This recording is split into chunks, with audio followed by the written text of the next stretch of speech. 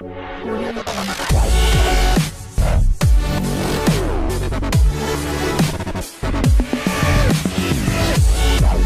रसिक मित्र हो, नमस्कार.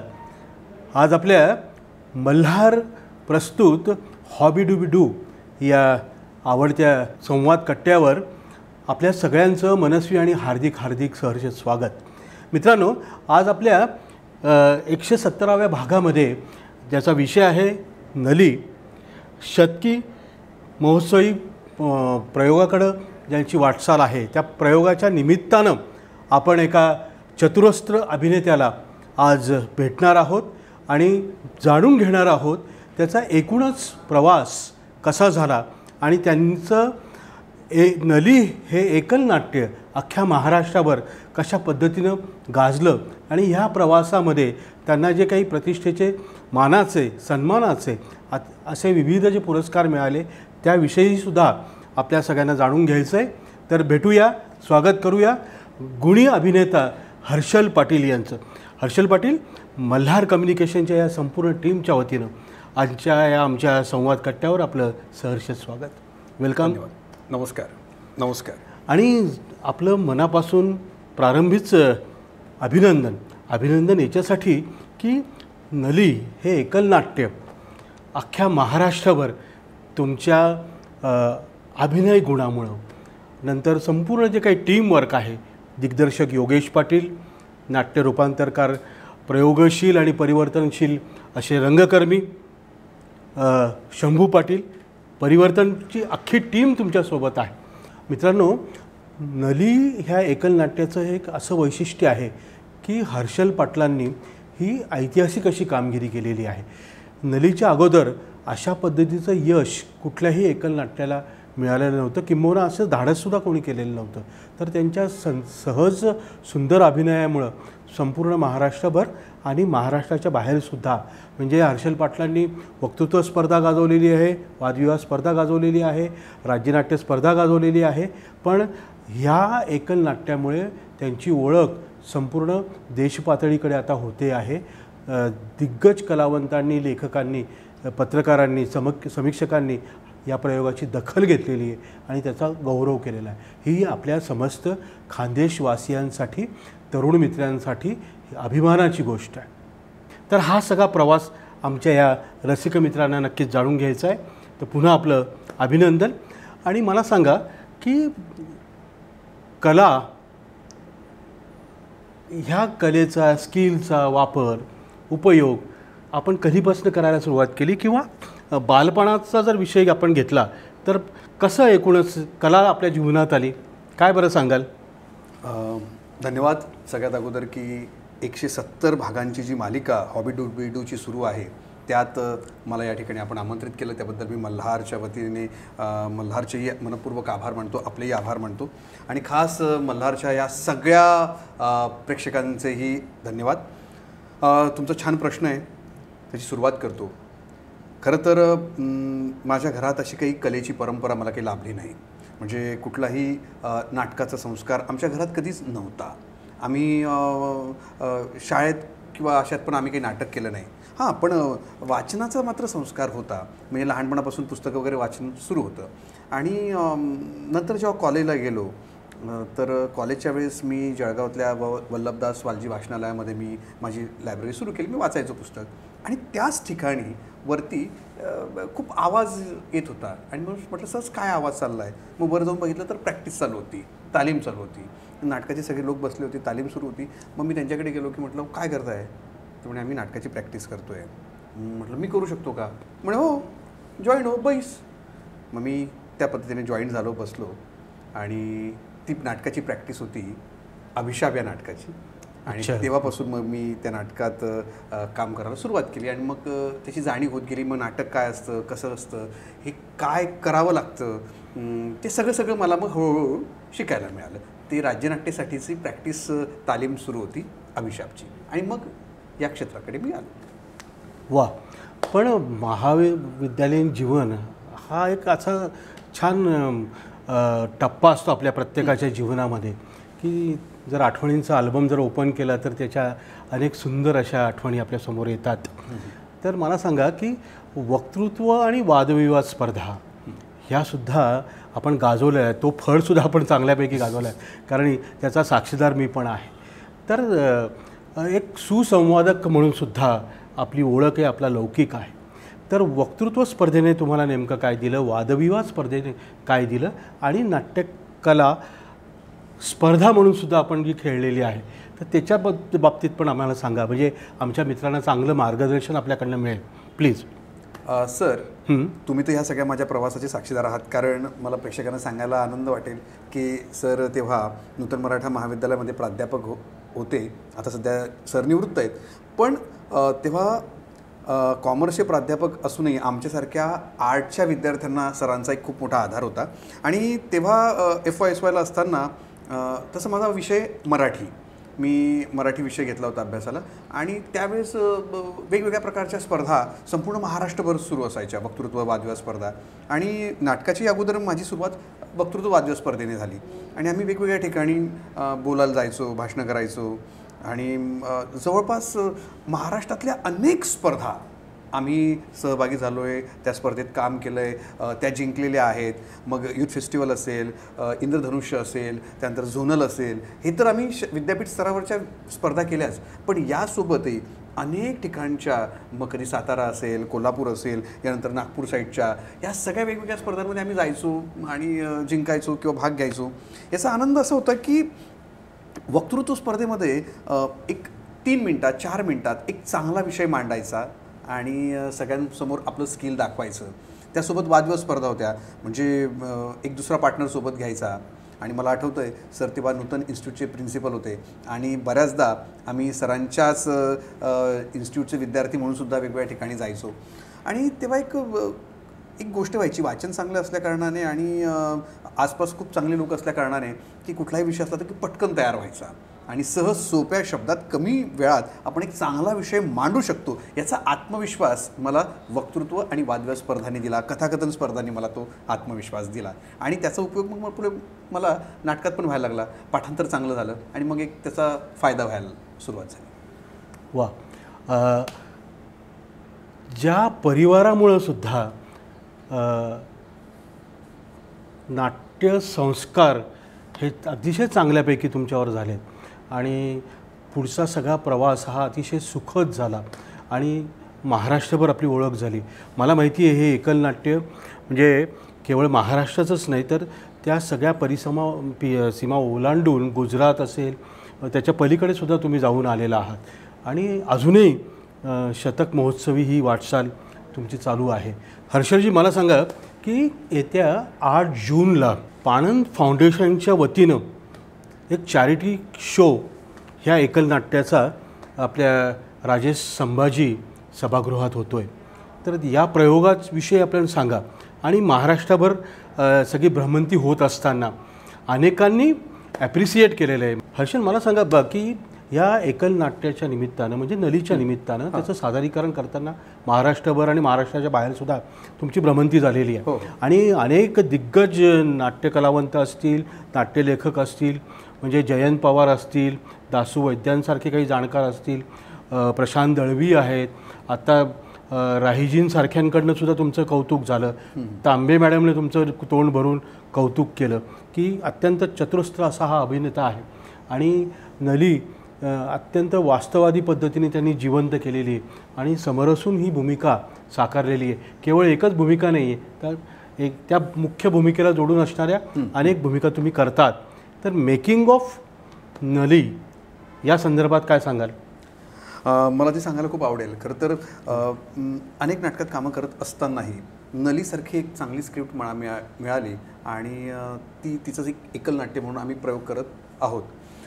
खरं तर काय होतं की श्रीकांत देशमुख नावाचे मराठीतील अतिशय चांगले प्रतिष्ठित असे साहित्य अकादमी पुरस्कारानं सन्मानित कवी आहेत. त्यांचं पडझड वाऱ्याच्या भिंती हे एक त्यांचं व्यक्तिचित्रणाचं पुस्तक आलं, आणि ते शंभू पाटील सरांनी वाचलंच होतं. आणि त्यात आम्ही तेव्हा अभिवाचन महोत्सव परिवर्तनच्या वतीने करत होतो, आणि त्यात काहीतरी एक वेगळं करावं असं चाललं होतं. त्यावेळेस त्यांनी म्हटलं की नलिनी देवराव हे जे कॅरेक्टर स्केच लिहिलं आहे ना, ते आपण करूयात. मग त्याचं अभिवाचन आम्ही घेतलं, ते अभिवाचन केलं, त्याचे 1-2 प्रयोग पण केले विद्यापीठात केला, अमळनेरला श्रमसंस्कार छावणीतही प्रयोग केला, जळगावला केला, असं 3 एक प्रयोग झाले. मग ती स्क्रिप्ट समोर होतीच, तिचा एक वेगळा ऑरा होता की खूप चांगली स्क्रिप्ट आहे. मग तेव्हा मी आणि योगेश पाटील जो माझा या नलीचा दिग्दर्शक आहे, आम्ही ठरवलं की याचं सोलो करायचं. मी एक चांगली स्क्रिप्ट शोधत होतोच, तर मग ती स्क्रिप्ट मला मिळाली आणि मग आम्ही ते करायचं ठरवलं आणि योगेशने मग त्याचं दिग्दर्शन केलं. आणि योगेश हा अतिशय चांगला दिग्दर्शक आहे आणि त्याने माझ्याकडनं सगळ्या गोष्टी करून घेतल्या आणि आधीच ठरलं होतं की एक पात्री करायचं, पण एक पात्री नसेल ते एकल नाट्य असेल. मग आम्ही हे घेतलं. तेव्हा मी अनुभूती निवासी शाळेमध्ये शिक्षक म्हणून काम करत होतो आणि सुट्या लागल्यानंतर मग आम्ही त्याच शाळेत मी त्या ठिकाणी निवासी म्हणून गेलो. 8 दिवस आम्ही राहिलो. 1 मे मला तारीख आठवते, 1 मे ते 8 मे आम्ही त्याच ठिकाणी राहिलो, तो आणि मी. आणि आम्ही पूर्ण वेळ फक्त विचार करायचो, सराव करायचो आणि कसं करून बघता येईल हे सगळं मी करत होतो. आणि तेव्हा एक रफ सगळं तयार झालं. त्याचं काही प्रयोग मग आम्ही सुरू केले, प्रॅक्टिस दाखवली, सगळ्यांना आम्ही रोज बोलवायचो आणि ती प्रॅक्टिस सगळ्यांनी बघितली. त्यानंतर मग आम्हाला कॉन्फिडन्स आला. पहिले 2 प्रयोग शंभू सरांनी आणले की नाही, पहिले आपण एक काम करू, तू आधी 2 प्रयोग करून बघ इथे, जर सगळ्यांना आवडलं तर मग आपण पुढे ठरवूयात. आणि त्याप्रमाणे मग आम्ही IMRच्या हॉलमध्ये प्रयोग केले. त्याच्या आधी आम्ही श्रमसंस्कार छावणी जी याला होते आपल्या अमळनेरला प्रताप तत्त्वज्ञान केंद्रात, त्या ठिकाणी एक प्रयोग केला होता. तिथल्या सगळ्या मुलांनाही आवडलं.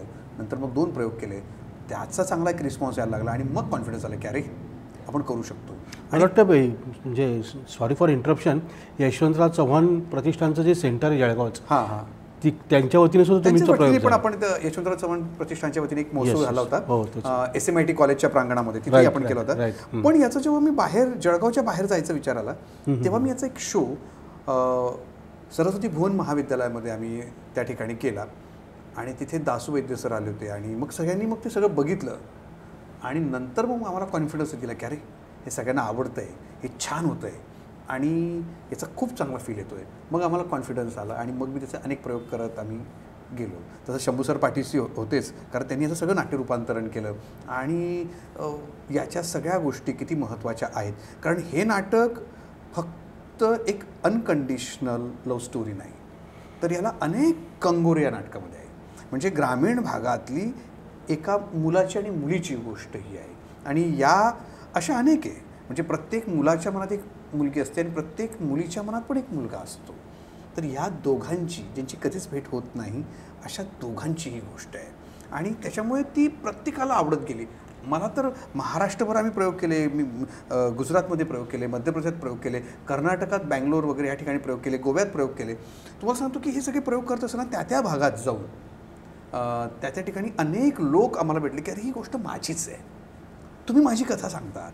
असे शेकडो आणि हजारो लोक मला भेटले आणि प्रत्येक प्रयोगाला एक वेगळा अनुभव येत गेला. याच्यात आम्ही भाषिक प्रयोग पण केले. तुम्ही मेकिंगचं विचारलंच म्हणून सांगतो की आम्ही या नाटकामध्ये ठरवून अहिराणी भाषा आणि आपली तावडी भाषा या दोघं भाषांचा आम्ही उपयोग केलेला आहे आणि दोघं भाषा आणि प्रमाण भाषा असं सगळं याचं छान गुंफण हे दिग्दर्शक योगेश पाटील यांनी केली. कारण आपण ज्या भागात राहतो त्या भागातली बोलीभाषा ठरवून, कारण काय होतं की आपल्याकडे जी आपली तावडी भाषा वापरली जाते ती फक्त विनोदाच्याच अँगलने वापरली जाते, पण असं न करता ती अतिशय गंभीररित्यासुद्धा आपल्या नाटकामध्ये वापरली जाऊ शकते. याचा आम्ही शोध घेतला आणि खरं की असं नाही आहे, ती फक्त विनोद करण्यापुरतीच भाषा नाही आहे, तर ती भाषा अतिशय गंभीरपणे व्यक्त होण्याची सुद्धा भाषा आहे, हे मला सांगायचं आहे.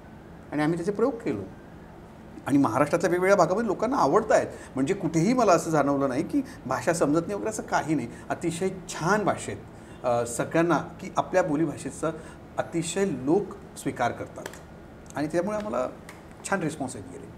नक्कीच. म्हणजे असं म्हणतात की perfect practice makes man perfect.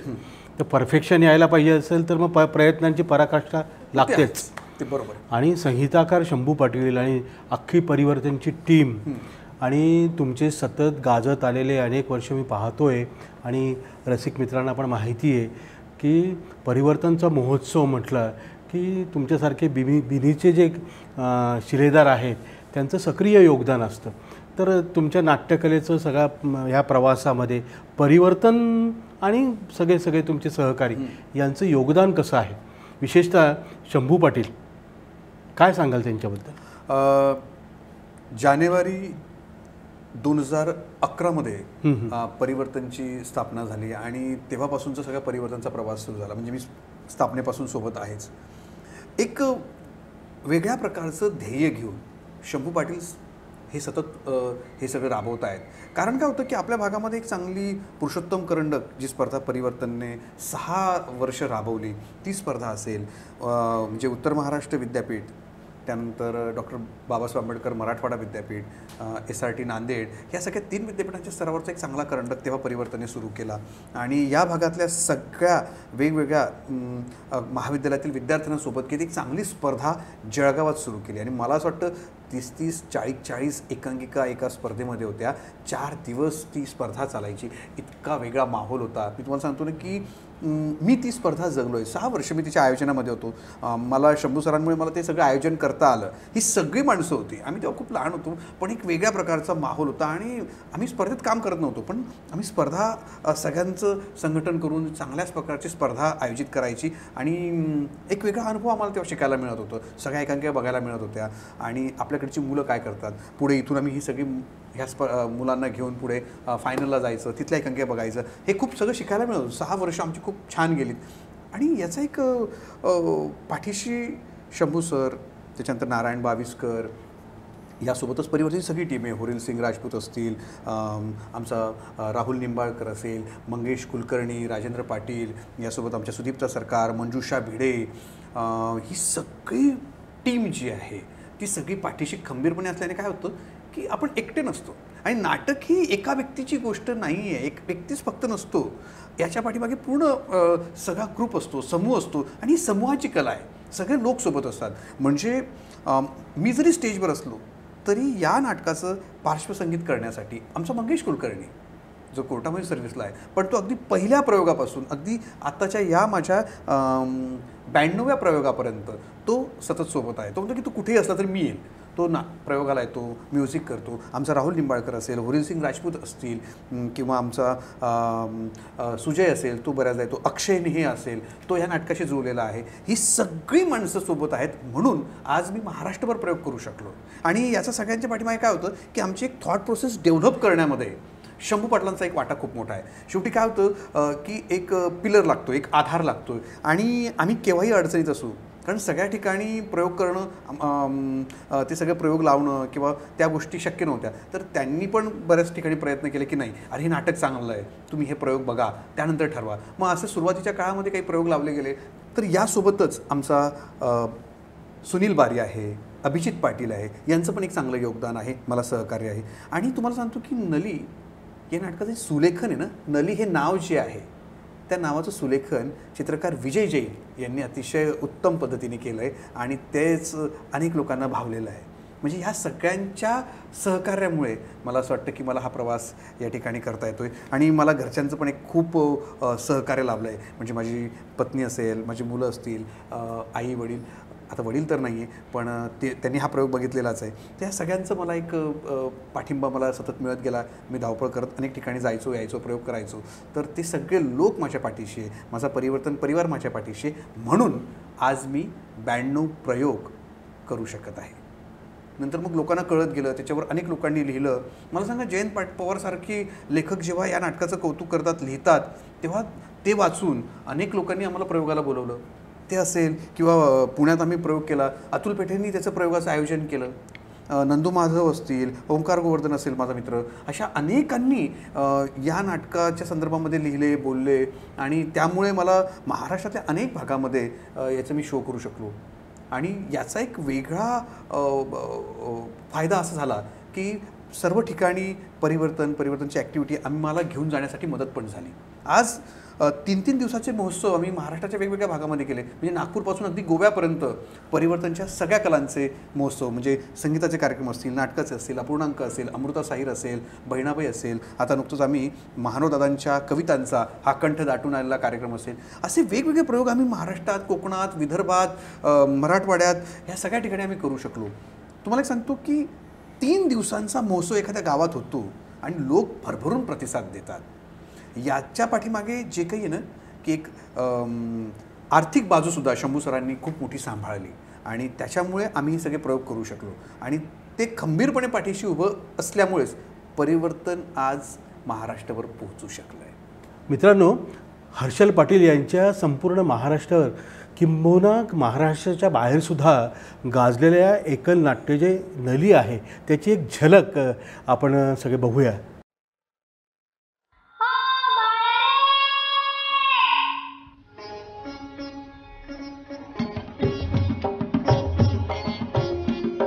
आता 2-4 कुत्री बसले.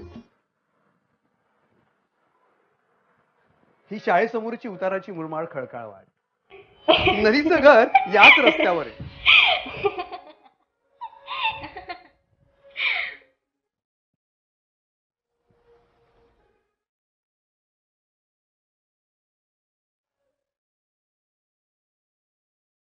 नली कोण? बाळू, तू? बाळू कवा आला रे? आणि बाळू कसा आहे रे तू?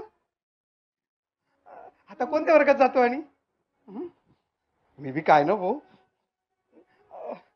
बाळू असं दारासात काय उभा आहे रे परकेसारखा? ये ना घरात, ये ना, बैस ना, बैस. मी तुझ्यासाठी पाणी आणते.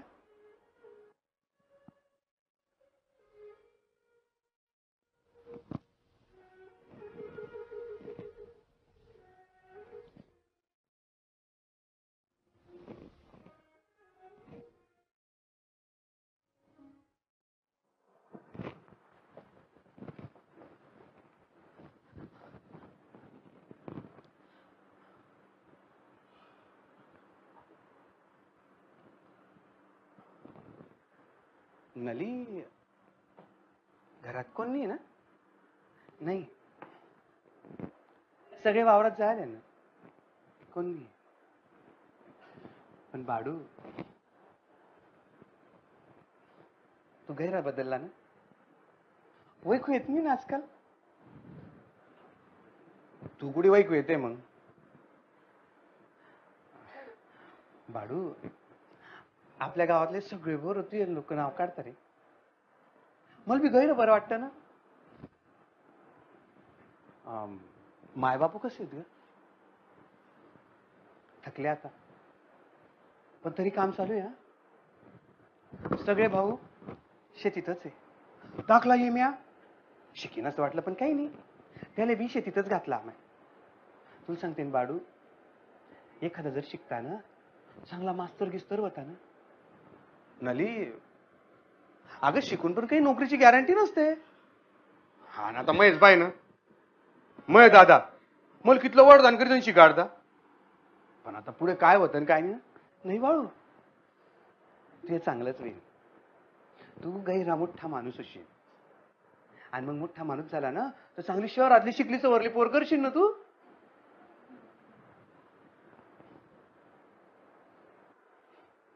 माझ्यासारख्या गावाकडल्या पोर बरोबर थोडं लग्न करशील तू. नली,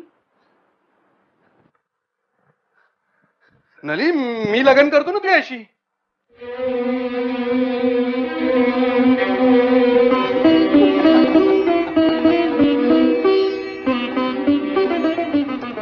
मला हे बोलायचं पण शब्दच कुठले नाही, तोंड उघडलंच. बाळू, येत जाय बरं असताच, बरं वाटतं.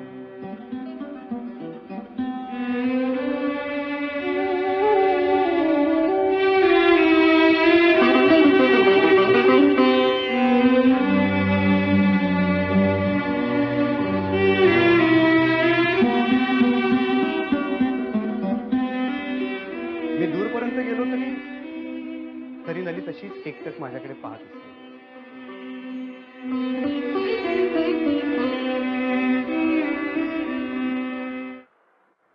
बाड्या,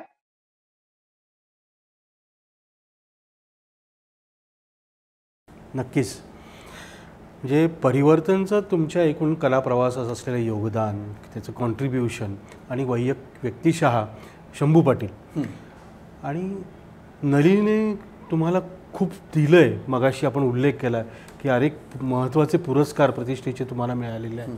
तर वानगी दाखल आमच्या रसिक मित्रांसाठी काही सांगा की कुठले प्रतिष्ठेचे पुरस्कार या सगळ्या नली ह्या एकल नाट्यामुळे आपल्याला मिळाले.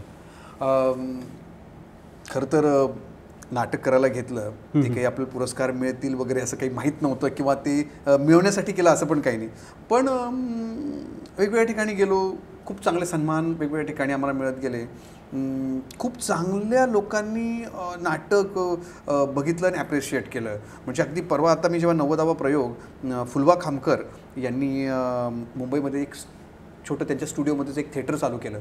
तर त्या थिएटरचा ओपनिंग शो पहिलंच नाटक ते म्हटले की आम्हाला सोलो करायचा आहे, तो आम्ही नलीचाच करणार. आणि हा माझ्यासाठी फार मोठा सन्मान होता. हाच फार मोठा पुरस्कार होता की अरे एखादं नवीन थिएटर सुरू होतं आहे आणि त्या थिएटरचं प्रारंभीचं पहिलं नाटक आपलं होतं आहे. आणि तुम्हाला सांगतो की त्या प्रयोगाला राही अनिल बर्वे त्यांनी संपूर्ण नाटक उभं राहून 1 तास उभं राहिले आणि उभं राहून नाटक बघितलं. त्यांना बसायला जागाही नव्हती. ते होते, स्मिता तांबे होत्या, असे अनेक लोक मला वेगवेगळ्या ठिकाणी लाभले. म्हणजे लातूरला मी प्रयोग केला तेव्हा लातूरला अतुल देवगावकर सर असतील किंवा कोकणामध्ये प्रयोग केले तेव्हा कोकणातले अनेक चांगले ज्येष्ठ नाटककार आले. ह्या सगळ्या भागामध्ये प्रयोग करत असताना एक चांगला कॉन्फिडन्स मिळाला. मी याची दखल वेगवेगळ्या ठिकाणी घेतली गेली. म्हणजे आपल्या RN फाउंडेशनने त्या वर्षी पुरस्कार सुरू केला आणि त्या पहिल्याच वर्षी स्मिता पाटील या थोर अभिनेत्रीच्या नावाचा सन्मान मला मिळाला. यासोबतच महाराष्ट्र साहित्य परिषद यांच्यातर्फे अमळनेरला पहिलं युवा नाट्य संमेलन भरवलं गेलं या आपल्या खानदेशामध्ये. तर त्याचं अध्यक्षपद माझ्याकडे चालून आलं. त्याचं अध्यक्ष म्हणून मला त्या ठिकाणी तो सन्मान मिळाला. मला वाटतं ही खूप मोठी गोष्ट आहे माझ्यासाठी. म्हणजे महाविद्यालयीन जीवनामध्ये बक्षिसं मिळणं आणि पुढे आपण एखादं काहीतरी चांगलं भरीव करतोय असं अजूनही वाटत नाही, पण आपण करतोय काम याची कुठेतरी दखल घेतली जाते, हा सन्मान मिळतोय, तर याचा आनंद आहेच. आणि हा सगळा माझ्या एकट्याचा सन्मान नाही आहे, तर माझ्यासोबत जी काही सगळी माझी मित्र आहेत, ज्या माझ्या या सगळ्या कलेत ज्यांचा खूप मोठा वाटा आहे, त्या सगळ्यांचा आहे. Very good. म्हणजे मला सांगा, एक संघर्ष यात्री हर्षल पाटील हा सुद्धा मी अनुभवलेला आहे जवळून. तर हे सगळ्या प्रवासात अत्यंत कृतज्ञतेनं तो भाव मनामध्ये कुठेतरी ठेवून आपण उल्लेख केला आहे सगळ्या लोकांचा, आपल्या साथीदारांचा सुद्धा. नाटकामुळं पोट भरत नाही अशी एक वंदता असते.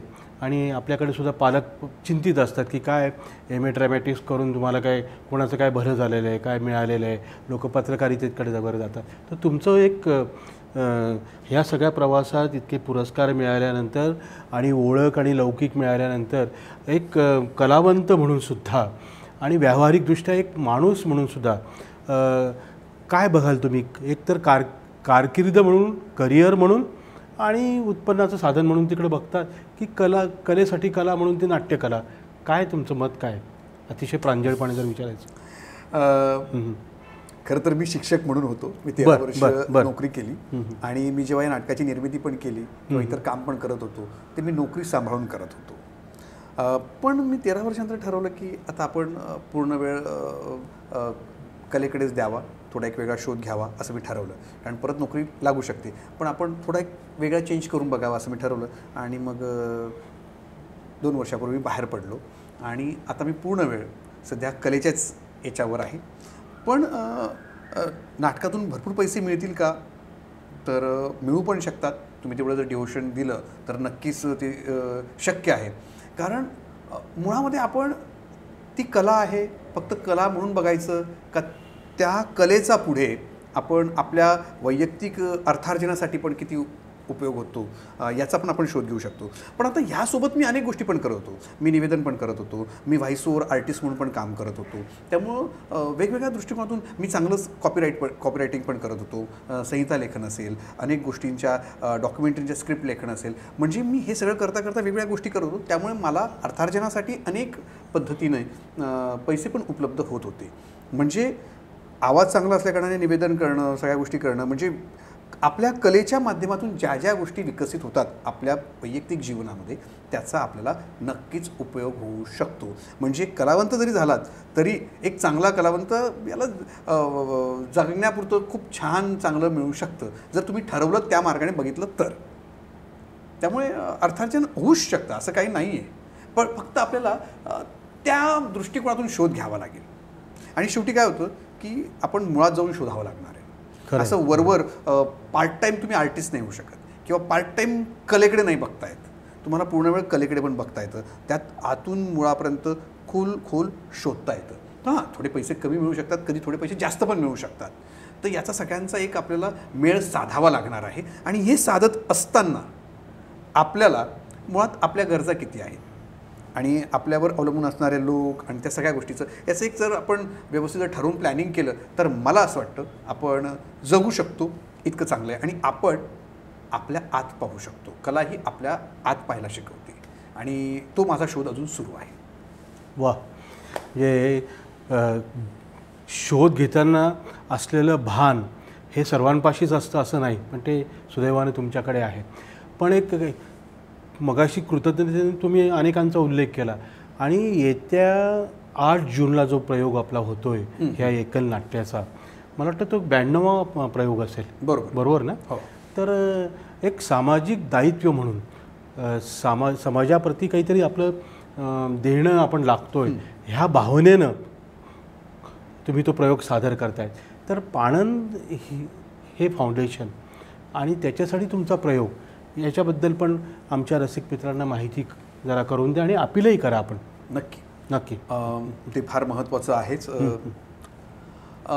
मित्रांनो, पाणंद फाउंडेशन ही एक संस्था आमचे मित्र दिलीप बारी, अमित तडवी, हेमंत पाटील, शशिकांत फेगडे ह्या सगळ्या आमच्या मित्रांची एक संस्था आहे. आणि या संस्थेच्या माध्यमातून वेगवेगळ्या प्रकारचे सामाजिक उपक्रम वेगवेगळ्या पद्धतीने चालवले जातात. बरं, ही संस्था काय, तर यात जवळपास 95% मुलं हे नूतन मराठा महाविद्यालयाची माजी विद्यार्थी आहेत. आणि आपण ज्या महाविद्यालयातून शिकलो, पुढे आलो, तर सगळ्यांचं एक एकत्रीकरण व्हावं, असं गेट टुगेदर व्हावं, असं एकदा एक गेट टुगेदर झालं आणि त्यातून ही कल्पना पुढे आली आणि ही संस्था उभारली गेली. आणि यातले बहुतांश मुलं हे खूप चांगल्या पदावर आहेत, अधिकारी आहेत, कोणी चांगले शिक्षक आहेत, सगळे. म्हणजे आता त्यांचे खाण्यापिण्याचे प्रॉब्लेम संपलेले आहेत, ते अतिशय सेट झालेले आहेत. तर असं ठरलं की आपण वर्षातून भेटतो, काहीतरी करतो, तर आपण काहीतरी समाजाचं देणं लागतो, एक चांगली संस्था करावी आणि थोडे पैसे आपण सगळ्यांनी टाकावे आणि चांगले उपक्रम सुरू करावे. तर त्या पद्धतीने काम चालू होतं. आणि ह्यात सगळ्यात मोठं इनिशिएटिव्ह आमचा मित्र दिलीप बारी यांनी घेतला. आणि सगळ्यांना एकत्र करून ते सगळ्यांना जोडून ठेवणं, सगळ्यांचा हिशोब ठेवणं, सगळ्या गोष्टी ते चालू होत्या. ते चांगलं काम करत आहेत. मग अनेक ठिकाणी काही मुलींचे हॉस्टेल आहेत, त्या ठिकाणी जर पाण्याचा प्रश्न असेल तर तो सोडवायचा असेल, कुठे इन्व्हर्टर द्यायचं असेल तर ते देता येईल, किंवा काही ठिकाणी जेवणाचा प्रश्न असेल तर तो कसा मिटता येईल, या संदर्भात त्यांनी काम केलं आहे. असे सगळे जे सोशल आहे ते काम करण्यात दिलीप बारी आणि आमचे अमित तडवी हे सतत पुढे असतात. आम्ही सगळे सोबत आहोत. या नाटकाचा प्रयोग सुरू होता. ते म्हटलं की अरे यार, तुझं इतकं छान नाटक असतंय, तू आमच्यासाठी काय करू शकतो. म्हटलं दिलीप भाऊ सांगा, आपण करूयात काय करता येईल. त्यामुळे आपण एक छान प्रयोग घ्यायचा का, आपले सगळे जवळपास 500 मित्र आहेत माझे विद्यार्थी, या सगळ्यांना एकत्र करूयात आणि आपण याच्यातून काहीतरी फंड असा मोठ्या प्रमाणावर गोळा करूयात. आम्ही सगळेजण आपण तिकीट घेऊयात, आपण एक गेट टुगेदर करतोच, तर आपण तिकीट घेऊन गेट टुगेदर करूयात आणि आपल्या काही चांगल्या लोकांना एकत्र करूयात, फॅमिलीसह नाटक बघूयात आणि त्यातून जो काही फंड उभा राहील तो आणखी आपण मोठ्या प्रमाणावर चांगल्या सामाजिक कार्यासाठी खर्च करूयात. म्हटलं कल्पना चांगली आहे, पण म्हटलं ते अट एकच, आपण प्रत्येकाने सहभागी झालं पाहिजे. म्हटलं चालेल, मी जरी नाटक सादर करत असलो तरी मी या नाटकाचं स्वतः तिकीट घेतलं आहे आणि प्रयोग करणार आहे. छत्रपती संभाजीराजे नाट्यगृहामध्ये जळगावला हा 92वा प्रयोग या ठिकाणी होतो आहे 8 जूनला. तर या प्रयोगाच्या निमित्ताने महाराष्ट्रभर आमच्या या सगळ्या परिवारातील जे उत्तम काम करणारे मुलं आहेत त्यांचा सन्मानही होणार आहे आणि सन्मानासोबतच त्यानंतर हा प्रयोग होणार आहे. मग यातल्या अनेकांनी इनिशिएटिव्ह घेतले, चांगले एक काही तिकीट ठेवलेत. म्हणजे मला सांगायला आनंद वाटेल, काही आमच्या मुलांनी म्हटलं की याचे तिकिटाचे दर 500, 300, 200 असं ठेवले की सगळ्यांना परवडलं. सुरुवातीच्या 2 रांगा आमच्या मित्रांनी ठरवलं की नाही, आम्ही 500 पण घेणार नाही, 300 पण 2 घेणार नाही. 10,000 हजार रुपयाचं तिकीटं त्यांनी एक तिकीट घेतलं आहे. वा, की का, तर आम्ही काहीतरी देणं लागतो. मी 10,000 रुपये देणार आहे, मी चांगल्या मोठ्या पदावर आहे. यातले बरेचसे काहीतरी DYSP आहेत, कोणी PSI आहे, कोणी API आहेत, कोणी मंत्रालयात सर्व्हिसला आहेत, काही जण चांगले उद्योजक आहेत, या सगळ्यांनी की आम्ही एक एक तिकीट घेणार आहोत, आम्ही येणार आहोत, आम्ही येऊ बघू. का तर मी देणं लागतो, मी हे देणार आहे. अशा पद्धतीने हे सगळं चॅरिटी शो हा होणार आहे. आणि मला आनंद आहे, ज्या महाविद्यालयातून मी शिकलो त्या महाविद्यालयात सगळ्या मुलांसाठी मला एक चांगला शो या ठिकाणी करायला मिळतो आहे. आणि तो माझ्या गावात मिळतो आहे. मी जरी त्याचा एक भाग आहे त्या संस्थेचा, त्या सगळ्या माझ्या मित्रांसाठी हा एक चांगला शो आहे. आणि मी तुम्हालाही आवाहन करीन की आपणसुद्धा यातला एक खालीचा वाटा उचलावा आणि एका चांगल्या सामाजिक कार्यामध्ये आपलासुद्धा सहभाग आपण नोंदवू शकतात, असं मी या निमित्ताने आपल्यालाही आवाहन करतो. वा, तुमच्या या प्रयोगासाठी संपूर्ण मल्हार टीमच्या मनापासून आपल्याला शुभेच्छा आहे. शतकी प्रयोग हो, त्याच्या शतकोत्तरसुद्धा आपली वाटचाल हो आणि आपण पुन्हा या संवाद कट्ट्यावर येऊन छानपैकी मार्गदर्शन करावं अशा आपल्याला सदिच्छा आणि शुभेच्छा व्यक्त करतो. आपल्या मनामध्ये खरं तर आपल्या प्रत्येकाकडे एक बकेट लिस्ट असते आणि त्या बकेट लिस्टमध्ये काही गोष्टी असतात, काही संकल्प पण असतात. ते पूर्ण करण्यासाठी सुद्धा मला वाटतं आधी आपण संकल्प पण सांगा की आपल्याला पुढची वाटचाल आपली अशी असणार आहे. ते पण आमच्या रसिक प्रेक्षकांना जाणून घ्यायला आवडेल. रोज काम करतोय आणि रोज चांगला शोध घेत चांगलं नवीन काय करता येईल याचा शोध माझा सुरूच आहे. आणखी चांगली नाटकं तर मला करायचीच आहेत. काही 1-2 लवकरच नाटक आता येणार आहेत. मी त्या संदर्भात आमचं तयारी सुरू आहे. तर ते नाटक पण येईल आणि यासोबतच मध्यंतरी मी एक सिरियल पण केली होती सोनी मराठीसाठी. तसं अजून एक सिरियल आता येऊ घातली, त्या संदर्भामध्ये पण आमचं सुरू आहे. त्यामुळे लवकरच तुम्हाला ते पाहायला पण मिळेल. तर आत्ताच ते सांगणं उचित होणार नाही, पण हे सगळं आहे, अजून प्रोजेक्ट आहेतच. पण हे प्रोजेक्ट सांगत असतानाही मला तुम्हाला एक सांगावंसं वाटतं की नाटकाने अनेक गोष्टी दिल्या, त्यातल्या त्यात एक चांगला कॉन्फिडन्स दिला आहे की आपण जे करू ते सुंदर आणि चांगलं करू शकतो. हा कॉन्फिडन्स नाटकाने दिलेला आहे. आणि कला ही सदैव आत्मविश्वास देण्याचं काम करते, जो मला मिळाला आहे. आपणसुद्धा हॉबीडूसारखी एक चांगलं एक स्टेज निर्माण केलं आणि इथे वेगवेगळी कलावंत येत आहेत. हे सगळे कलावंत काय, तर ज्यांना आत्मविश्वास मिळाला आहे ही सगळी त्यातली कलावंत आहेत आणि ज्यांना तुम्ही बोलतं करतायत. थँक्यू. खरं तर एक तरी छंद असावा असं ह्या आमच्या कार्यक्रमाचं स्वरूप आणि त्याचं ब्रीद आहे. आणि ते ब्रीद, ते सूत्र सोबत घेऊनच आम्ही वाटचाल करतो आहे. आपण तर आयामी आणि तुमच्या सहज सुंदर अभिनयामुळं चतुरस्त्र अभिनेता म्हणून तुमचा लौकिक झालेला आहे. तर तुमच्या मनातील सगळे संकल्प सिद्धीला जावं अशा पुन्हा एकदा तुम्हाला शुभेच्छा देतो आणि या ठिकाणी आपण थांबूया. धन्यवाद. धन्यवाद सर. आणि आपलेसुद्धा मनपूर्वक आभार. थँक्यू.